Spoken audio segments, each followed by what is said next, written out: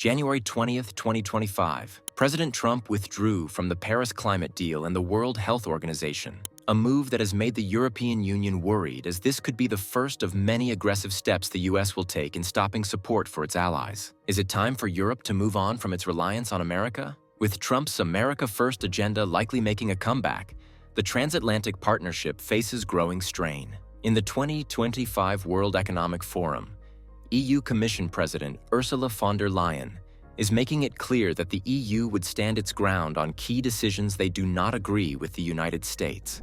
But we will always stand by our principles. We will protect our interests and uphold our values, because that is the European way. Could this be the beginning of the end of EU dependence on the US? Europe has paid much and sacrificed a lot just to maintain a relationship with the United States. From trade disputes to diverging global priorities, Europe is finding itself increasingly sidelined. Maybe it's time for Europe to take charge and solve its problems. Some European leaders believe this is the way forward. But is this realistic? The European Union has faced turbulent times in recent years.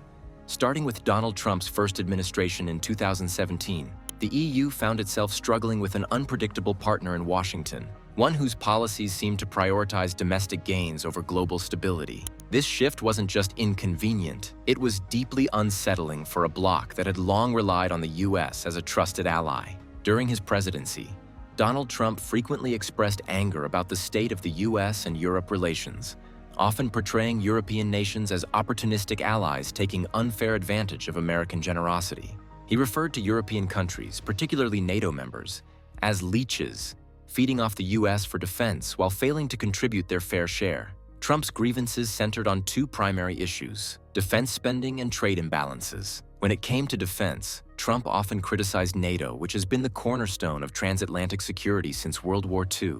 The NATO agreement requires member states to spend at least 2% of their GDP on defense.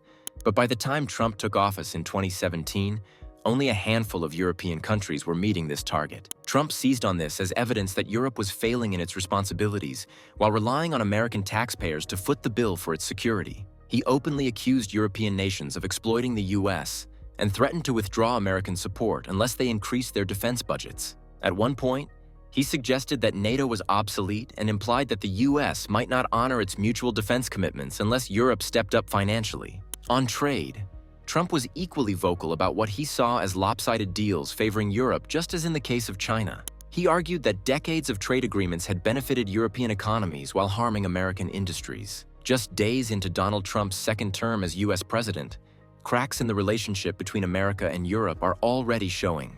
It's hard not to feel a sense of unease as tensions rise. The first blow came with Trump's shocking remarks about Greenland.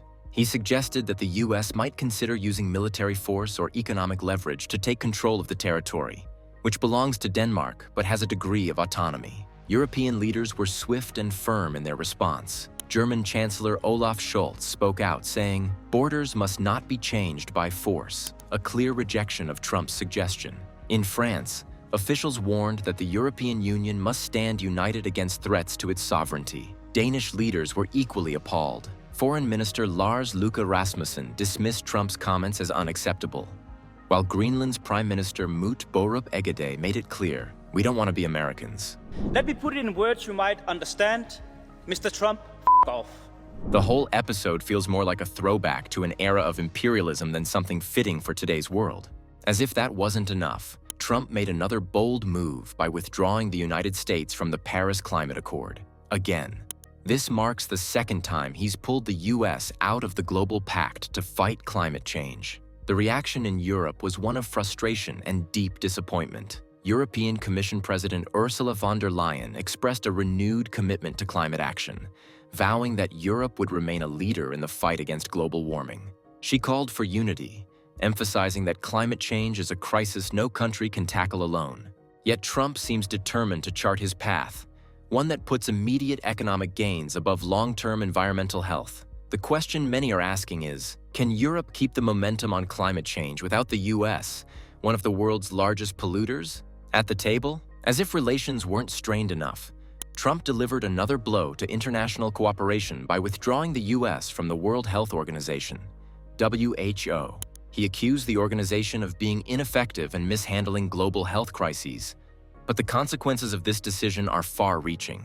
The WHO relies heavily on funding from the US, and without it, critical health programs could be jeopardized. European leaders have made it clear that they won't abandon the WHO. German Health Minister Karl Lauterbach called the withdrawal a mistake, urging Trump to reconsider. What is this one? Withdrawing from the World Health Organization, sir? Ooh, that's a big one. World Health Organization regrets the announcement that the United States of America intends to withdraw from the organization.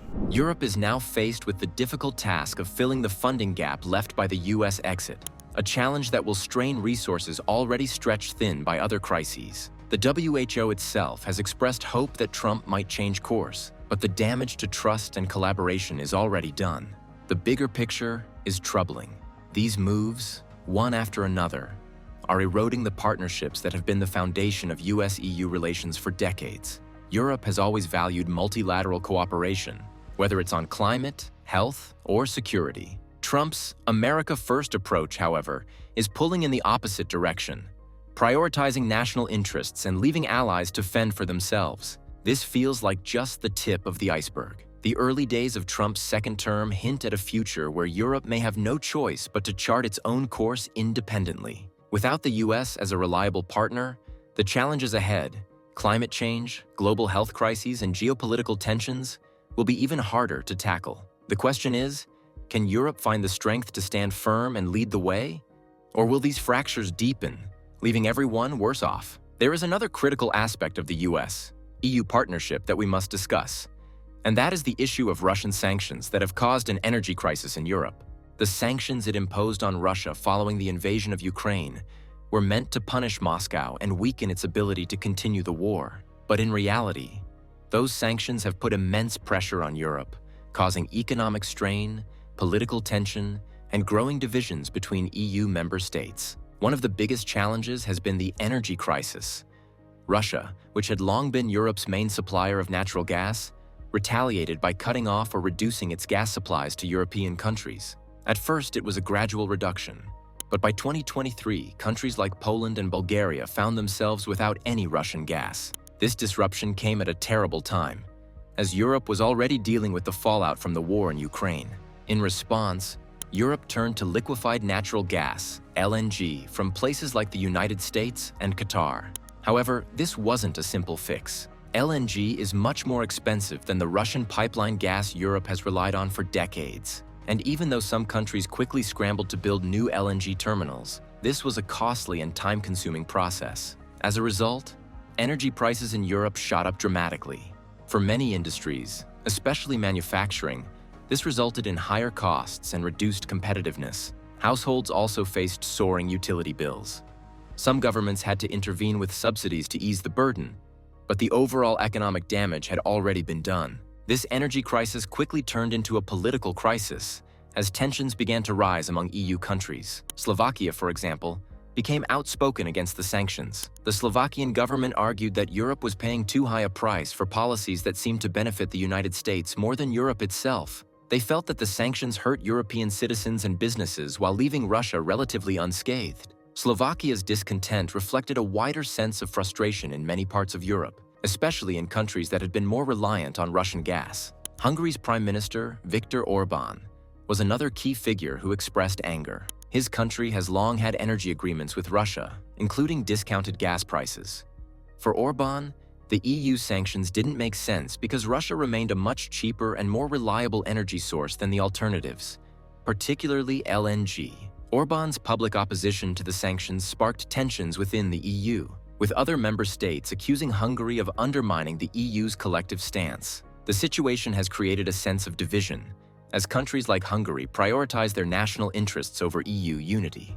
The energy crisis has also forced EU leaders to rethink the bloc's future. There has been growing talk about the need for Europe to become more self-reliant and less dependent on external powers. French President Emmanuel Macron has been one of the loudest voices calling for Europe's strategic autonomy. He argues that the EU should develop its energy sources, invest in renewables, and reduce reliance on American influence. Macron's vision is of a more independent EU, capable of making decisions based on its own needs and interests, not those of other global powers. However, this vision faces serious challenges. While there's been increased investment in renewable energy and energy efficiency across Europe, these solutions will take time. They won't provide immediate relief to the current energy crisis. Europe also faces the challenge of coordinating policies and priorities across member states, each with its own energy needs and political outlook. The EU must find a way to navigate these competing interests while also strengthening its unity in the face of external pressures. The cost of energy continues to rise, and the EU's dependence on outside powers like the United States has made the bloc's position even more fragile. But this is not just about the United States and European Union. There is a role the Middle East plays in this too. The Middle East has long been a source of tension between the United States and Europe. The differences in how the two sides approach the region are evident in everything from security concerns to their handling of regional conflicts. The U.S. has wielded significant influence in the Middle East for decades, especially through its relationships with key regional players like Israel and Saudi Arabia. On the other hand, Europe feels the direct impacts of instability in the region, from the influx of migrants to the threat of terrorism, making it more focused on finding diplomatic solutions to these crises. One of the clearest areas of disagreement between the U.S. and Europe is the U.S.-Israel relationship. For years, the U.S. has been one of Israel's strongest allies, offering unwavering support in terms of military aid and political backing. This support has often extended to defending Israeli policies, even when they contradict international law, such as the expansion of settlements in occupied Palestinian territories. European leaders, however, have been more critical of Israel's actions. Europe has consistently advocated for a two-state solution to the Israeli-Palestinian conflict and has been vocal in its condemnation of Israel's settlement policies, viewing them as violations of international law. The U.S. and Europe have also been at odds over how to handle Iran. While the U.S., particularly under Trump, adopted a more aggressive stance toward Tehran, including pulling out of the 2015 nuclear deal, Europe sought to preserve diplomatic relations. European countries, including France, Germany, and the UK, believed the nuclear deal was a crucial step toward curbing Iran's nuclear ambitions and maintaining stability in the region. They argued that a conciliatory approach was the most effective way to prevent a nuclear arms race in the Middle East. In contrast, Trump's maximum pressure campaign against Iran included reimposing sanctions and threatening military action, which only deepened the divide with Europe. While Europe tried to salvage the Iran deal, Trump's belligerence pushed the U.S. and European allies further apart, with the U.S. insisting that Iran's behavior in the region, including its missile programs and support for militant groups, made diplomatic engagement unfeasible. Europe, however, remained cautious about taking such an aggressive stance, favoring negotiation over confrontation. This divergence in approaches to the Middle East shows the growing rift between the U.S. and Europe on foreign policy. The threat of deepening divisions between the European Union and the United States is becoming increasingly real. What do you think? Should the European Union chart its own course, or is it crucial to maintain these strategic ties? Share your thoughts in the comments. Subscribe to stay updated and never miss the latest developments.